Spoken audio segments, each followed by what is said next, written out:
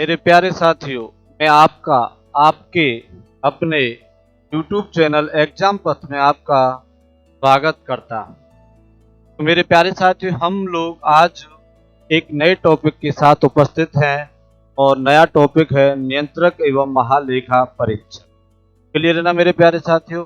पहले हम इसके बारे में थोड़ा सा डिटेल में समझेंगे और फिर हम इसके MCQ पर चर्चा करेंगे।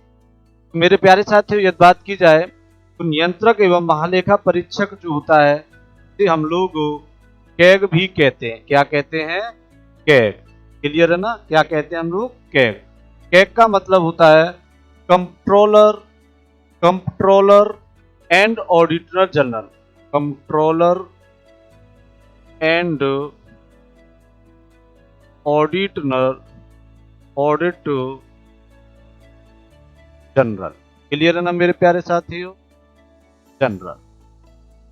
अगर बात की जाए तो जो ये कैग होता है या भारत का नियंत्रक एवं महालेखा परीक्षक होता है, यह एक संवैधानिक पद होता है। कैसा पद होता है? यह एक संवैधानिक पद होता है। कैसा पद होता है? संवैधानिक पद होता है। कैसा पद होता है? संवैधानिक पद होता है।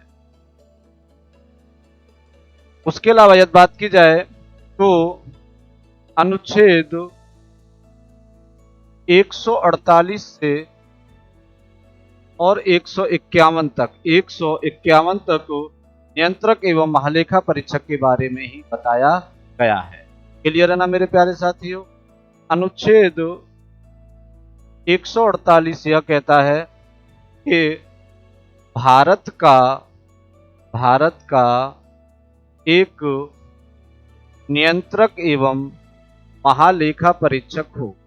क्लियर है ना मेरे प्यारे साथियों? क्या होगा? भारत का एक नियंत्रक एवं महालेखा परीक्षक होगा। क्लियर है मेरे प्यारे साथियों? महालेखा परीक्षक। अब देखिए, अगर बात की जाए तो अब क्या है कि नियंत्रक एवं महालेखा परीक्षक की यदि बात की जाए तो इसकी नियुक्ति राष्ट्रपति के द्वारा की जाती है। क्लियर है ना मेरे प्यारे साथियों? इसकी जो नियुक्ति है वो किसके द्वारा की जाती है? राष्ट्रपति के द्वारा की नियुक्ति की जाती है।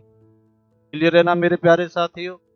उसके अलावा यदि मैं आपको जानकारी दे दूं तो राष्ट्रपति का जो कार्यकाल होता है, क्या होता है? सॉरी, नियंत्रक एवं महालेखा परीक्षक का जो कार्यकाल होता है वह 6 वर्ष, क्या होता है?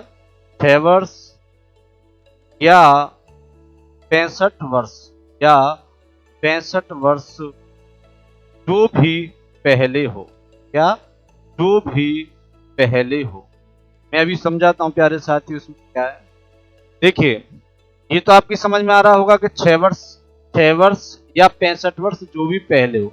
थोड़ा सा ये प्रॉब्लम है, तो मैं आपको बता दूं कि जो ये 6 वर्ष या 65 वर्ष की जो बात की जा रही है वो यह है कि यदि कोई व्यक्ति सपोज कीजिए कि जिसकी उम्र 62 वर्ष है। कितनी है? 62 वर्ष है और उसका कार्यकाल मैंने कितना बताया? 6 वर्ष होता है। तो यदि इसमें अगर आप 6 जोड़ोगे तो कितना हो जाएगा? 68। कितना हो जाएगा? 68। लेकिन मैंने अभी आगे कंडीशन क्या बताई है? 6 वर्ष या 65 वर्ष जो भी पहले हो।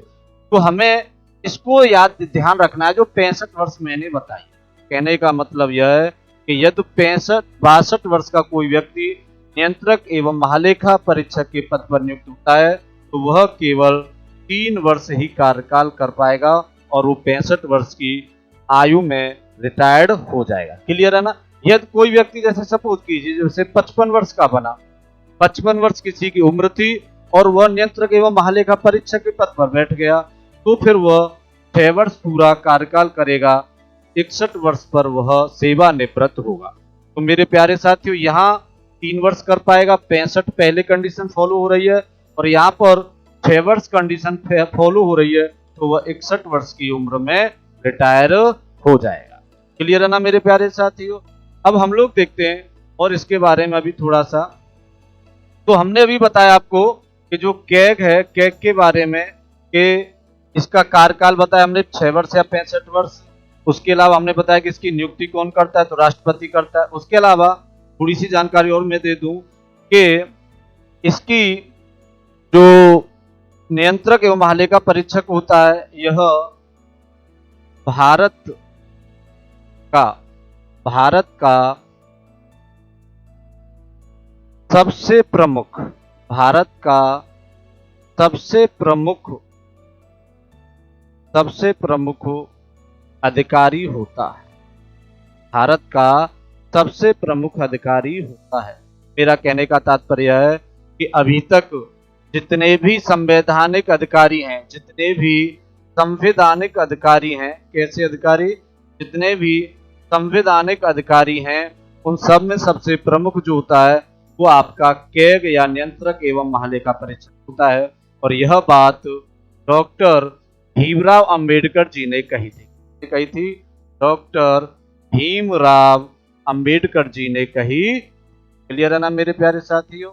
डॉक्टर भीमराव अंबेडकर जी ने ये बात कही थी कि जो भारत का नियंत्रक एवं महालेखा परीक्षक या जो कैग होता है, यह भारत के संवैधानिक अधिकारियों में सबसे प्रमुख होता है। क्लियर है ना? कैग ही लोक वित्त का संरक्षक होता है। कैग ही लोक वित्त का संरक्षक होता है। क्या होता है? लोक वित्त का ही संरक्षक होता है। मेरा कहने का तात्पर्य है कि लोक वित्त से यह है कि जो जितना भी वित्त फाइनेंस होता है लोक कल्याण के लिए, जितनी भी योजनाएं चलाती हैं या जितने भी संचित निधि से जितना भी पैसा खर्च होता है, सबका ध्यान कैग ही रखता है। क्लियर है ना? कैग केंद्र और राज्य, क्लियर है ना मेरे प्यारे साथियों? केंद्र व राज्य दोनों के वित्त से संबंधित लेखा परीक्षक होता है और उनका ध्यान रखता है। क्लियर है ना मेरे प्यारे साथियों? जब केंद्र की बात आती है तो कैग अपनी रिपोर्ट केंद्र में राष्ट्रपति को देता है। क्लियर है ना? केंद्र में अपनी रिपोर्ट जो कैग है वह राष्ट्रपति को देता है। क्लियर है ना मेरे प्यारे साथियों? और राष्ट्रपति इसको लोकसभा अध्यक्ष के पास पहुंचाता है। कहां पर पहुंचाता है? लोकसभा अध्यक्ष के पास पहुंचाता है। और जो लोकसभा अध्यक्ष है यह फिर इस रिपोर्ट को लोक लेखा समिति के पास पहुंचाता है। कहां पर पहुंचाता है? लोक लेखा समिति के पास पहुंचाता है। उसके अलावा सबसे इंपॉर्टेंट बात क्या है कि लोक लेखा समिति फिर इसे लोकसभा अध्यक्ष को ही सौंपती है और फिर लोकसभा अध्यक्ष इसे संसद के पटल पर रखता है। क्लियर है ना मेरे साथियों? संसद में लोकसभा, राज्यसभा सभी उपस्थित होते हैं और वहीं फिर इसमें चर्चा की जाती है। लोकसभा, राज्यसभा और राष्ट्रपति तीनों ही संसद के अभिन्न अंग होते हैं और वहीं पर इसमें चर्चा की जाती। क्लियर है ना मेरे प्यारे साथियों? समझो ध्यान से मैं क्या कहना चाह रहा हूं। कैग क्या करता है कि जितने भी भारत के अंदर, चाहे वो केंद्र स्तर हो चाहे वो राज्य स्तर हो, जितना भी वित्त से संबंधित लेखा जोखा होता है, कैग ही उसका सबका ध्यान रखता है कि कितना कहाँ खर्च किया जा रहा है, कैसे कैसे खर्च किया जा रहा है और कहाँ पर आवश्यक है, कहाँ पर आवश्यक नहीं है। और मैं आपको जानकारी दे दूं कि जितने भी घोटालों का उजागर होता है, जैसे आप लोगों ने सुना होगा, जैसे 2G स्पेक्ट्रम घोटाला था, 2G स्पेक्ट्रम जो घोटाला था, उसके अलावा चारा घोटाला था। क्लियर है ना मेरे प्यारे साथियों? उसके अलावा आपका कोयला घोटाला था, ये सभी कोयला घोटाला था। इन सभी के बारे में जो जानकारी देता है वो नियंत्रक एवं महालेखा परीक्षक, क्योंकि यहाँ संसद के जब पटल पर रखा जाता है तो इसमें चर्चा होती है, यहाँ पे मीडिया वगैरह होती है और क्या क्या खामियां रही हैं वो सब यहीं पर इस पर विचार किया जाता है और चर्चा की जाती है और फिर जो भी खामियां होती हैं या घोटाले के रूप में फिर उजागर होती हैं।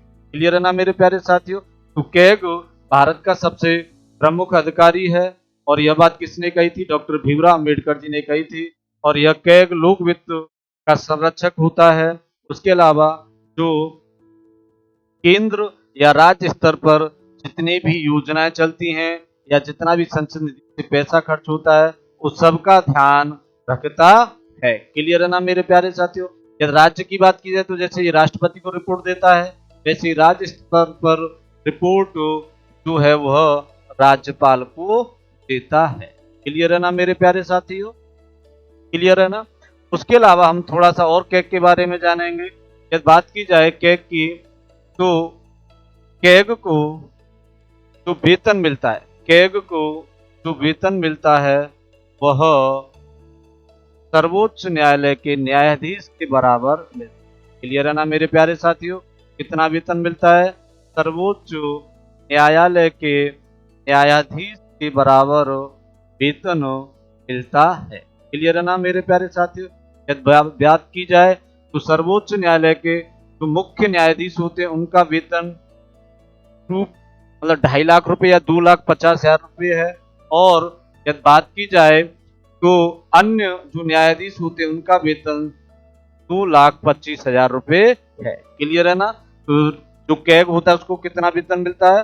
सर्वोच्च न्यायालय के न्यायाधीश के बराबर कैग को वेतन मिलता है। क्लियर है। उसके अलावा मैं आपको जानकारी दे दूं कि कैग के वेतन जो होता है वह संचित निधि से दिया जाता है। मिलता है संचित निधि से मिलता है। और संचित निधि के बारे में अनुच्छेद 266 में इसका जिक्र किया गया है।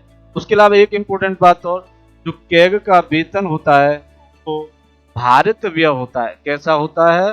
भारित व्यय होता है। भारित व्यय का मतलब यह होता है कि ऐसा व्यय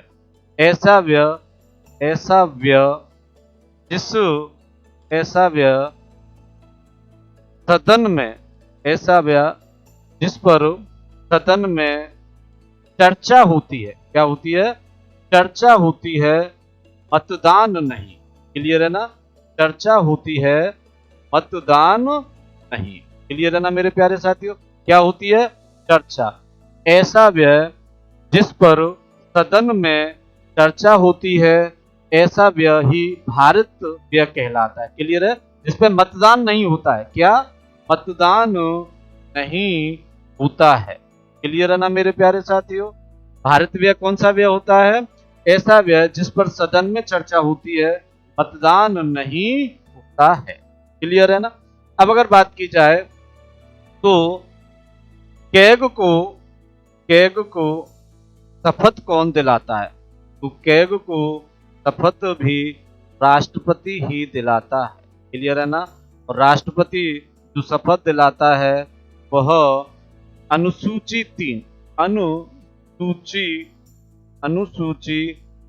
3 में वर्णित आधारों पर ही दिलाता है। क्लियर है ना।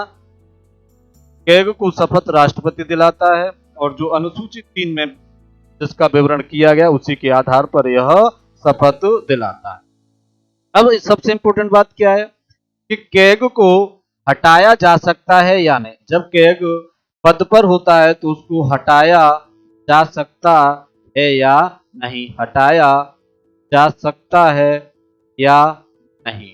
क्लियर है ना। हटाया जा सकता है या नहीं, तो आपका आंसर होगा नहीं। कैग को जब ये अपने पद पर होता है तो इसे हटाया नहीं जा सकता। और अगर इसे हटाया जाता है तो इसे हटाया भी जैसे सर्वोच्च न्यायालय के न्यायाधीशों को हटाता है। कोई भी न्यायाधीश हो, चाहे सर्वोच्च हो या उच्च न्यायालय हो, सबको एक जैसे ही हटाया जाता है। तो सर्वोच्च न्यायालय के न्यायाधीश को जैसे हटाया जाता है वैसे ही इसे हटाया जा सकता है। तो सर्वोच्च न्यायालय के न्यायाधीशों को जैसे हटाया जाता है वैसे ही इसे हटाया जा सकता है। अच्छा, मैं आपको जानकारी दे दूं कि सर्वोच्च न्यायालय या उच्च न्यायालय के न्यायाधीशों को कैसे हटाया जाता है, तो थोड़ा सा मैं आपको जानकारी दे देता हूं। जैसे सपोज कीजिए आप कि ये लोकसभा है, ये लोकसभा और एक आपकी राज्यसभा है। क्लियर है ना मेरे प्यारे साथियों। एक क्या है? लोकसभा और एक राज्यसभा। ये संसद के 2 अभिन्न अंग हैं। तो मेरे प्यारे साथियों, यदि सर्वोच्च न्यायालय के न्यायाधीश सर्वोच्च न्यायालय के न्यायाधीश को हटाने का जब संकल्प लाया जाता है तो वो किसी भी सदन में लाया जा सकता है, चाहे वो राज्यसभा में लाया जाए, चाहे वो लोकसभा में लाया जाए। लेकिन इसमें अंतर यह होता है कि यदि लोकसभा में लाया जाएगा तो लोकसभा में 100 सदस्यों द्वारा लिखित में संकल्प पर जो प्रस्ताव लाया जाएगा उस पर हस्ताक्षर हो, और यह माना जाना चाहिए कि जो सर्वोच्च न्यायालय के न्यायाधीश हैं उन पर साबित कदाचार के आधार पर यह लगाया जा रहा है। मतलब कहने का यह, या तो दुर्व्यवहार या वे अपने पद का दुरुपयोग कर रहे हैं। यदि लोकसभा में लाएंगे तो 100 सदस्यों के हस्ताक्षर होने चाहिए, क्लियर है ना, 100 सदस्यों के हस्ताक्षर होने चाहिए। अब क्या होगा, जब ये 100 सदस्य हस्ताक्षर करेंगे तो ये फिर हस्ताक्षर करके ये लोकसभा अध्यक्ष के पास जाए, तो लोकसभा अध्यक्ष को यह पावर होगी कि वह चाहे तो इसे कैंसिल कर सकते हैं, और अगर वो उन्हें ऐसा लगता है कि यह जो 100 सदस्यों द्वारा संकल्प लाया गया है यह सही है, तो फिर वो क्या करेंगे, एक समिति का गठन करेंगे। क्या करेंगे, एक समिति का गठन करेंगे, और इस समिति में 3 सदस्य होते हैं। कितने होते हैं, 3 सदस्य होते हैं। 3 सदस्य कौन कौन से होते हैं, एक तो सुप्रीम कोर्ट या सर्वोच्च न्यायालय का न्यायाधीश होगा, क्लियर है ना मेरे प्यारे साथियों, सर्वोच्च न्यायालय का न्यायाधीश होगा। और दूसरा यदि बात की जाए तो 3 सदस्यों में से एक ही हो गए, दूसरा जो होगा वो होगा हाई कोर्ट का मुख्य न्यायाधीश, क्लियर है ना, हाई कोर्ट का मुख्य न्यायाधीश होगा, क्लियर है ना मेरे प्यारे साथियों। और जो सुप्रीम कोर्ट का न्यायाधीश भी हो सकता है और मुख्य न्यायाधीश भी हो सकता है, यहाँ कोई समस्या नहीं, लेकिन यहाँ हाई कोर्ट का मुख्य न्यायाधीश होगा। और जो तीसरा व्यक्ति होगा वह विधि का अच्छा ज्ञाता होना चाहिए। राष्ट्रपति की नजर में विधि का अच्छा ज्ञाता होना चाहिए, क्लियर है ना मेरे प्यारे साथियों, अच्छा ज्ञाता होना चाहिए।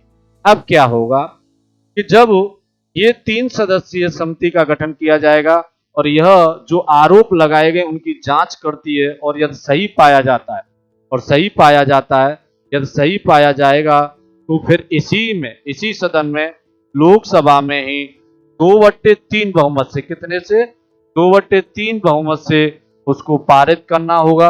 और जब यह यहाँ पारित हो जाएगा तो फिर यह लोकसभा से राज्यसभा में जाएगा, क्लियर है ना। और यदि राज्यसभा में भी यह 2/3 सदस्य से पारित हो जाता है तो फिर राष्ट्रपति सर्वोच्च न्यायालय के न्यायाधीश को पद से हटा देंगे, और ऐसे ही नियंत्रक एवं महालेखा परीक्षक को हटाया जाता है, क्लियर है ना मेरे प्यारे साथियों।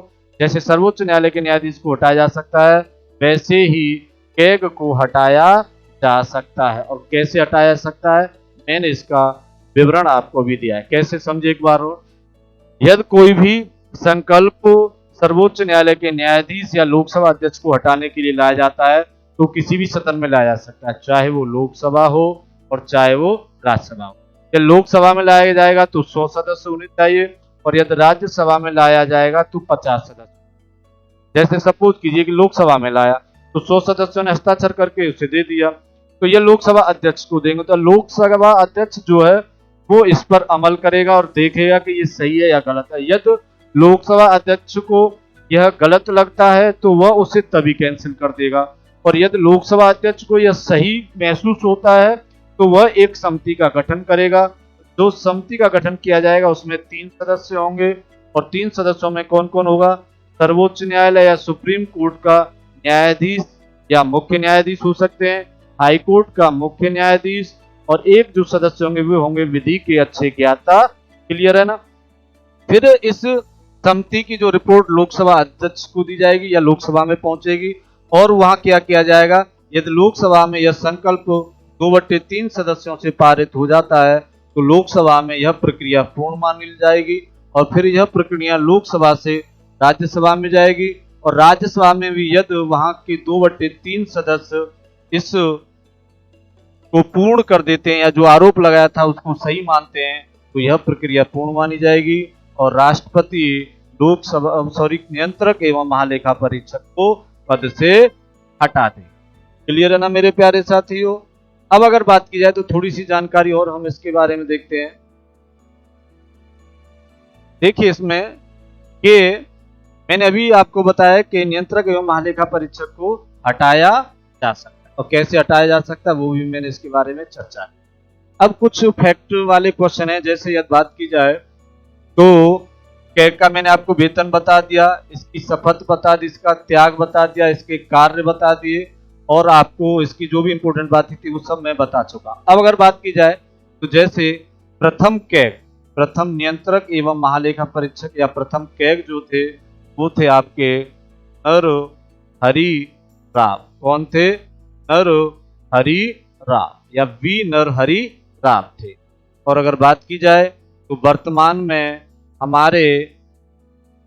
में जो कैग हैं वो हैं आपके श्री श्री गिरीश श्री गिरीश चंद्र मुर्मू। क्लियर है ना मेरे प्यारे साथियों?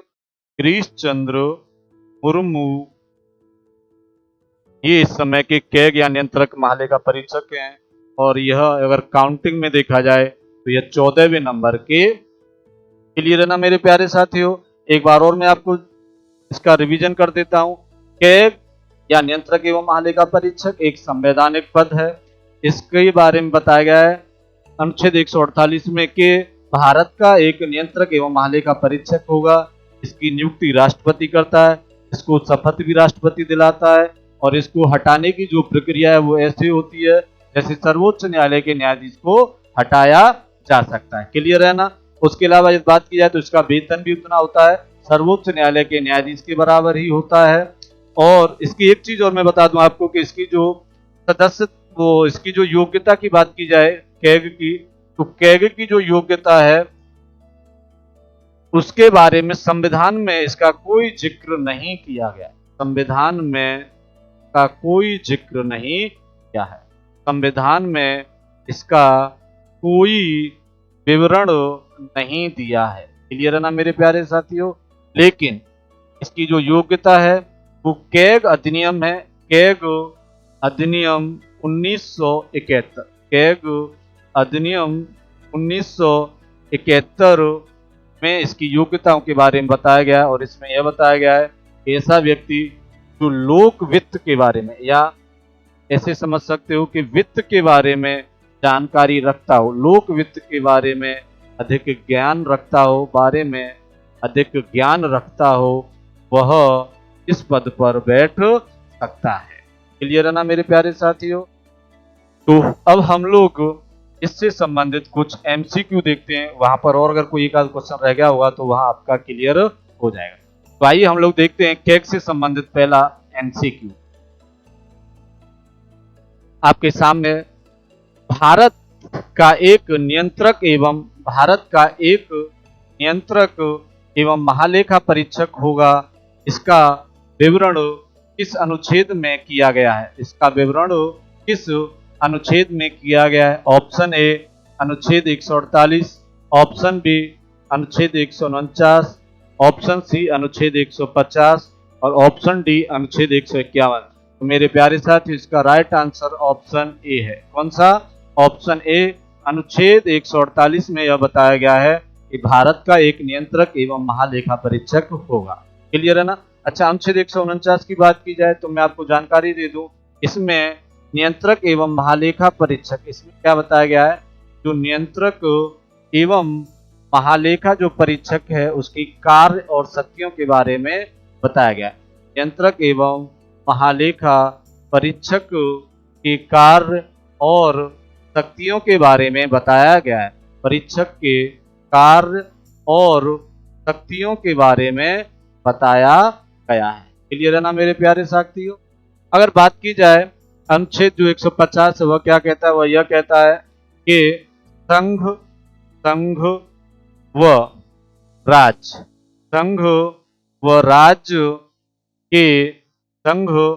राज्य के लोक वित्त के बारे में बताता है। संघ और राज्य के वित्त के बारे में बताता है। और अनुच्छेद 151 क्या कहता है, जो अभी मैंने थोड़ी देर पहले आपको इसके बारे में जानकारी दी थी कि जो नियंत्रक एवं महालेखा परीक्षक अपनी रिपोर्ट, नियंत्रक एवं महालेखा परीक्षक लेखा परीक्षक अपनी रिपोर्ट राष्ट्रपति को देता है। नियंत्रक एवं महालेखा परीक्षक अपनी रिपोर्ट राष्ट्रपति को देता है, अब राष्ट्रपति को देता है। और हाँ, अगर बात की जाए तो केंद्र की तो राष्ट्रपति को देता है और राज्यपाल को राज्य की देती है। क्लियर है ना मेरे प्यारे साथियों? तो अनुच्छेद 151 में दोनों ही बारों में बताया गया है। नियंत्रक एवं महालेखा परीक्षक अपनी रिपोर्ट राष्ट्रपति और राज्यपाल को देता है। क्लियर है ना मेरे प्यारे साथियों? लेकिन इस क्वेश्चन का राइट आंसर ऑप्शन ए था। क्लियर है ना कि भारत का एक नियंत्रक एवं महालेखा परीक्षक होगा। इसका विवरण किस अनुच्छेद में? तो अनुच्छेद 148 में। और मैं आपको जानकारी दे दूं कि जो नियंत्रक एवं महालेखा परीक्षक के बारे में अनुच्छेद 148 से और 151 तक ही बताया गया, इसके अलावा इसके बारे में कोई अनुच्छेद नहीं है। नेक्स्ट क्वेश्चन आपके सामने है, वर्तमान में भारत के नियंत्रक एवं महालेखा परीक्षक कौन है? Option A Rajiv Maharshi, option B Narhari Rao, option C Girish Chandra Murmu और ऑप्शन डी इनमें से कोई नहीं। तो इस क्वेश्चन का राइट आंसर अभी हमने बताया था, वो है ऑप्शन सी श्री गिरीश चंद्र मुर्मू। ये इस समय वर्तमान में भारत के नियंत्रक एवं महालेखा परीक्षक हैं और ये कौन से हैं? 14वें। क्लियर है ना? इनसे पहले अगर बात की जाए तो राजीव महर्षि थे, वो 13वें थे। और वी नरहरि राव की बात की जाए तो यह पहले नियंत्रक एवं महालेखा परीक्षक थे। क्लियर है ना मेरे प्यारे साथियों? यदि बात की जाए तो नेक्स्ट क्वेश्चन आपके सामने है, भारत के नियंत्रक एवं महालेखा परीक्षक को शपथ कौन दिलाता है? ऑप्शन ए प्रधानमंत्री, ऑप्शन बी मुख्य न्यायाधीश, ऑप्शन सी राष्ट्रपति और ऑप्शन डी वित्त मंत्री। मेरे प्यारे साथी, इस क्वेश्चन का राइट आंसर ऑप्शन सी है राष्ट्रपति। राष्ट्रपति ही इसको शपथ दिलाता है। क्लियर है ना? और राष्ट्रपति ही इसकी नियुक्ति करता है। क्लियर है ना मेरे प्यारे साथी? की नियुक्ति भी राष्ट्रपति ही करता है और इसको शपथ भी राष्ट्रपति ही दिलाता है। क्लियर है ना? नेक्स्ट क्वेश्चन की बात की जाए तो आपके सामने है, नियंत्रक एवं महालेखा परीक्षक का कार्यकाल कितने वर्ष होता है? ऑप्शन ए 5 वर्ष, ऑप्शन बी 4 वर्ष, ऑप्शन सी 3 वर्ष, ऑप्शन डी 6 वर्ष। इस क्वेश्चन का राइट आंसर है ऑप्शन डी 6 वर्ष। क्लियर है ना मेरे प्यारे साथी? ऑप्शन डी 6 वर्ष। इसका कार्यकाल 6 वर्ष या 65 वर्ष, 6 वर्ष या 65 वर्ष जो भी पहले हो होता है। क्लियर है ना? 6 वर्ष या 65 वर्ष जो भी पहले हो होता है। क्लियर है ना? तो अगर बात की जाए तो इसका मतलब क्या है, इसको एक बार और समझाता हूं आपको। जैसे सपोज कीजिए कि कोई व्यक्ति जिसकी उम्र मान लीजिए 63 वर्ष है, कितनी है? 63 वर्ष है, और उसे इस पद पर बैठाया गया नियंत्रक एवं महालेखा परीक्षक के पे, तो यह 63 है। तो यदि आप इसे 6 वर्ष के लिए बैठाओगे तो कितना कार्यकाल हो जाएगा इसका? 69 वर्ष तक या 69 वर्ष तक। लेकिन मैंने अभी क्या बताया कि या तो 6 वर्ष होना चाहिए या 65 वर्ष जो भी पहले हो। तो यहाँ 6 वर्ष तो पहले नहीं हो रहा, लेकिन 65 वर्ष पहले हो जाएगा। देखिए कैसे हो जाएगा कि यदि 63 में आप 2 जोड़ देते हो तो यह 65 हो जाएगा। इसका तात्पर्य है कि यदि कोई ऐसा व्यक्ति जो 63 वर्ष की उम्र में इस पद पर बैठता है तो वह केवल 2 वर्ष कार्य कर पाएगा। इसका मतलब यह है कि उसे 65 पर ही सेवानिवृत्त होना होगा। यदि कोई व्यक्ति जिसकी उम्र मान लीजिए तुम 57 वर्ष है, कितनी है? 57 वर्ष। अब 6 वर्ष का अगर कार्यकाल है तो कितने हो जाएगी इसकी? 63 वर्ष। क्लियर है ना? और 65 वर्ष जो भी पहले कर रहा हो, तो यहाँ पर ये 6 वर्ष पहले कर रहा है, 65 नहीं कर रहा है, क्योंकि ये 63 तक आ पा रहा है। कितने तक आ पा रहा है? 63। तो यहाँ पर यह पहले 6 वर्ष करेगा। मैं समझ पा रहा हूं कि आप सब लोगों की समझ में भली भांति आ गया। नेक्स्ट क्वेश्चन की यदि बात की जाए तो आपके सामने है कि नियंत्रक एवं महालेखा परीक्षक सबसे मुख्य संवैधानिक अधिकारी है, यह किसने बताया?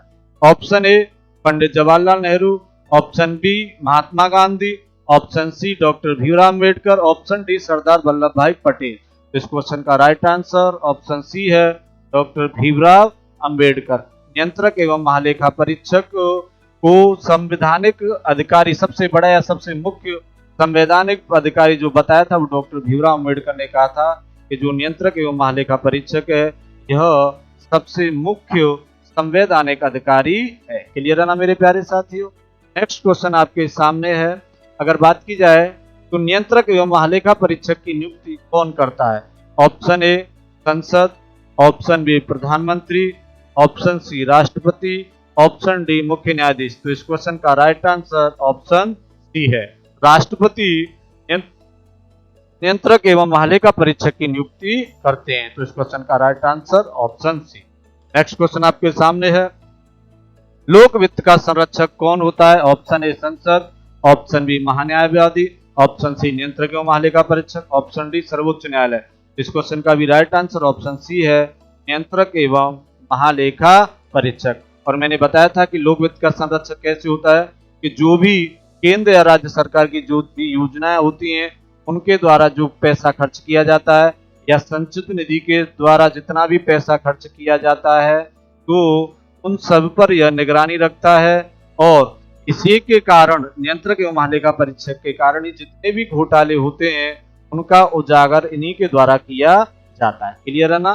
जैसे मैंने जिक्र भी किया था, चाहे वो आपका चारा घोटाला हो, चाहे वो कॉमनवेल्थ घोटाला हो, क्लियर है ना मेरे प्यारे साथियों, चाहे वो कॉमनवेल्थ घोटाला हो, चाहे कोई भी किसी भी प्रकार का 2G स्पेक्ट्रम, कोयला, बहुत सारे हैं। तो इस प्रकार के जो भी घोटाले हैं वो नियंत्रक एवं महालेखा परीक्षक के कारण इनका उजागर किया जाता है और इसीलिए इसे लोक वित्त का संरक्षक कहा जाता है। इसे जनता की जेबों का संरक्षक भी कहा जाता है, इसे जनता की जेबों का संरक्षक भी कहा जाता है, या पॉकेट, जनता की पॉकेट या जेबों का संरक्षक भी कहा जाता है। क्लियर है ना? जेबों का संरक्षक कहा जाता है। तो कौन होता है? वह नियंत्रक एवं महालेखा परीक्षक होता है। नेक्स्ट क्वेश्चन आपके सामने है, भारतीय लेखा परीक्षण एवं लेखा विभाग, लेखा परीक्षण एवं लेखा विभाग का जो प्रमुख होता है वो कौन होता है? ऑप्शन ए नियंत्रक एवं महालेखा परीक्षक, ऑप्शन बी राष्ट्रपति, ऑप्शन सी प्रधानमंत्री और ऑप्शन डी वित्त मंत्री। इस क्वेश्चन का भी राइट आंसर ऑप्शन ए है, नियंत्रक एवं महालेखा परीक्षक ही भारतीय लेखा परीक्षण और लेखा विभाग का प्रमुख होता है। क्लियर है ना मेरे प्यारे साथियों? अगर बात की जाए तो यह क्वेश्चन, नियंत्रक एवं महालेखा परीक्षक अपनी रिपोर्ट किसको देता है? ऑप्शन ए राष्ट्रपति, ऑप्शन बी लोकसभा अध्यक्ष, ऑप्शन सी लोक लेखा समिति और ऑप्शन डी इनमें से कोई नहीं। इस क्वेश्चन का राइट आंसर ऑप्शन ए है, राष्ट्रपति। नियंत्रक एवं महालेखा परीक्षक अपनी रिपोर्ट राष्ट्रपति को देता है और फिर राष्ट्रपति लोकसभा अध्यक्ष को देता है और लोकसभा अध्यक्ष जब इसके बारे में जानकारी लेता है तो फिर लोकसभा अध्यक्ष या लोकसभा को दी जाती है, ऐसे समझ सकते हो। और फिर लोकसभा अध्यक्ष लोक लेखा समिति को देता है और लोक लेखा समिति इस पर अमल करती है कि जो भी रिपोर्ट हैं जो दी गई हैं वो सही हैं या गलत हैं, वो सही हैं या गलत हैं। और जब लोक लेखा समिति पाती है कि ये सही है तो फिर लोक लेखा समिति इसे लोकसभा के अध्यक्ष को देती है और फिर यह संसद के पटल पर रखा जाता है और इस पर चर्चा की जाती है। लोकसभा राज्यसभा सभी के सामने इस पर फिर चर्चा की जाती है। क्लियर है ना मेरे प्यारे साथियों? इस सीरीज का नेक्स्ट क्वेश्चन और अंतिम क्वेश्चन है, नियंत्रक एवं महालेखा परीक्षक को हटाया जा सकता है? ऑप्शन ए महान्यायवादी की तरह, ऑप्शन बी लोकसभा अध्यक्ष की तरह, ऑप्शन सी उपराष्ट्रपति की तरह और ऑप्शन डी न्यायाधीश की तरह। तो इस क्वेश्चन का राइट आंसर ऑप्शन डी है, न्यायाधीश की तरह। क्लियर है ना? और न्यायाधीश को कैसे हटाया जा सकता है? न्यायाधीश को किसी भी सदन से इसकी प्रक्रिया चालू की जा सकती है, चाहे वो लोकसभा हो चाहे वो राज्यसभा हो। क्लियर है ना? यदि राज्यसभा से प्रारंभ की जाएगी तो इसके 50 सदस्यों द्वारा हस्ताक्षर होना चाहिए उस संकल्प पर, और लोकसभा से प्रारंभ की जा रही है तो 100 सदस्यों के द्वारा हस्ताक्षर होना चाहिए। और फिर यह जो 100 सदस्यों के द्वारा हस्ताक्षर करने के बाद यह लोकसभा के अध्यक्ष के पास पहुंचेगी और अध्यक्ष क्या करेगा? फिर इस समिति का गठन करेगा। क्लियर है ना? और वैसे ही इसमें क्या किया जाएगा कि ये जो सदस्य हैं ये राज्यसभा के सभापति को देंगे। क्लियर है ना? और राज्यसभा का जो सभापति होता है आप सब लोग जानते हो कि ये उपराष्ट्रपति ही होता है। क्लियर है ना? कौन होता है? उपराष्ट्रपति होता है। और यदि उपराष्ट्रपति को यह ऐसा महसूस होता है कि यह जो संकल्प है यह गलत है, कैसा है? गलत है या सही नहीं है, तो फिर वह उसको कैंसिल भी कर सकता है। और यदि उसे ऐसा लगता है कि यह सही है तो वह फिर इसे एक समिति का गठन करता है। इसका गठन करता है, समिति का गठन करता है और इस समिति में तीन सदस्य होते हैं। समिति में कितने सदस्य होते हैं? तीन सदस्य होते हैं। पहला होता है सर्वोच्च न्यायालय का न्यायाधीश या मुख्य न्यायाधीश हो सकता है। क्लियर है ना मेरे प्यारे साथियों? और दूसरे की बात की जाए तो हाई कोर्ट का मुख्य न्यायाधीश होगा हमेशा। यहाँ मुख्य न्यायाधीश ही होगा। और यदि बात की जाए तीसरे की, तो राष्ट्रपति की नजर में विधि का अच्छा ज्ञाता होना चाहिए। क्या होना चाहिए? विधि का अच्छा ज्ञाता होना चाहिए राष्ट्रपति की नजर में। क्लियर है ना मेरे प्यारे साथियों? इसकी नजर में, राष्ट्रपति की नजर में। और यह समिति जो ये न्यायाधीश पर आरोप लगाए गए थे, उनको यदि सही पाती है तो फिर यह राज्यसभा में ही 2/3 सदस्यों द्वारा, कितने सदस्यों द्वारा?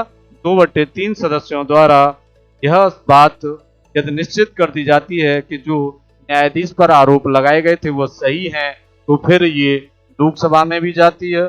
और यदि लोकसभा में भी वहां के 2/3 सदस्य यह बात को निश्चित कर पाते हैं कि जो राज्यसभा के सदस्य द्वारा जो यह आरोप सही साबित किया गया, अगर ये सही है तो फिर न्यायाधीश को हटना होगा। और इसी प्रक्रिया के द्वारा ही कैग को भी हटाया जाता है। क्लियर है ना मेरे प्यारे साथियों?